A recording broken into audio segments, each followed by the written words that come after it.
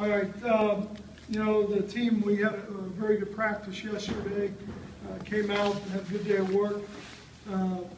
It's exciting to move forward, as you all would expect, and get to start the Big Ten season.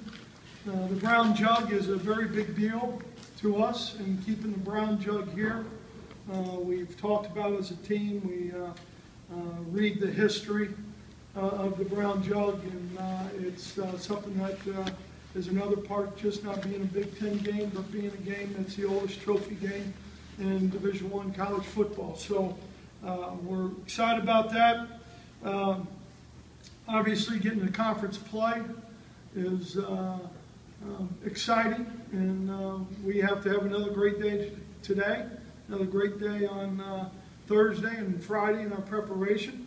And we will do that. All right, questions? We got a microphone.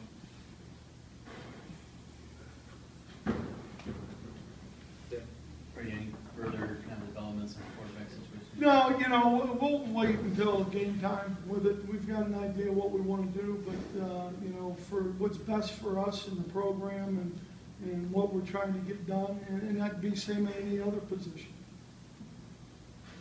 Coach, is Brad Berlin capable of being the keeper of that little brown jug? Yeah, Brad does a great job, and obviously some of you don't know, Brad is our new equipment manager. He has big shoes to fit himself into when you have John Falk for 40 years. But Brad on Sunday came up and said, okay, what do we do with the jug? So I had to educate him a little bit, but he's done a great job.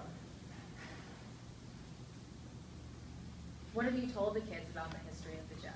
Well, the inception of it, and you know, the games that have been those games that have been very exciting and down to the end. And I think one of the messages is you don't want them to come over and take the jug off the sideline. You know, you want to keep it stored away here. Brady, you said you have a. You're not going to tell us who the quarterback is, but you have a plan. Yes. Are reps being shared at this point, or how do you handle practice? Yeah, I think we practiced the way we need to practice, so that we're in a place where what we want to do, we can do. So you would say one guy is getting the bulk of the reps at the moment? Well, I don't know if one guy. You know, we're fortunate here. We got two very good quarterbacks. We've got two guys who we're very excited about. So we'll just see on Saturday.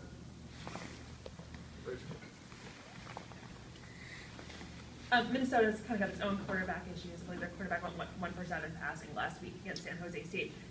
Is there going to be an extra emphasis on defending against the run? They've got one of the leading rushers in the Big Ten as well. Yeah, I think whenever you play a Jerry Kill team, you know, and I don't know if Minnesota has issues. They had a guy who was hurt, and they played the game to win the game and did what they needed to do. But with a Jerry Kill team, you're going to have a physical football team you're going to play.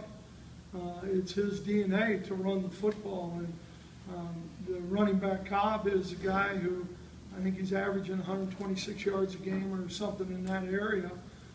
He's very downhill, very physical. Steve Lurt, the young man who played quarterback a week ago against San Jose, had a very good day rushing the football. Really a zone read kind of quarterback, so it will be a challenge for us. You know, we've played pretty good defense so far versus the running game, but this is a unique and different challenge, and one that we've got to play our best.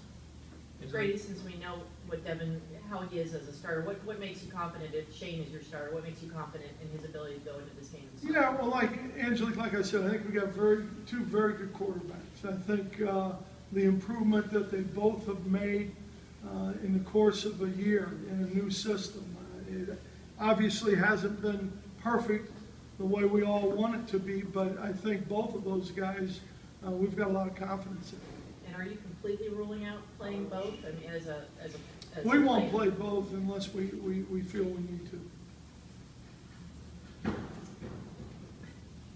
Hey, Brady, Derek Green saw a bulk of the carries last week, got 14 compared to Davion, who got 4. Are you kind of using him as a feature back now, giving him more carries than Davion? Well, I think Derek, you know, when you look at carries over the course of the year, I think Derek's averaging 6.1 yards per carry, you know, which tells you a little something, but Davion's averaging 6.9. I think we have two very capable backs.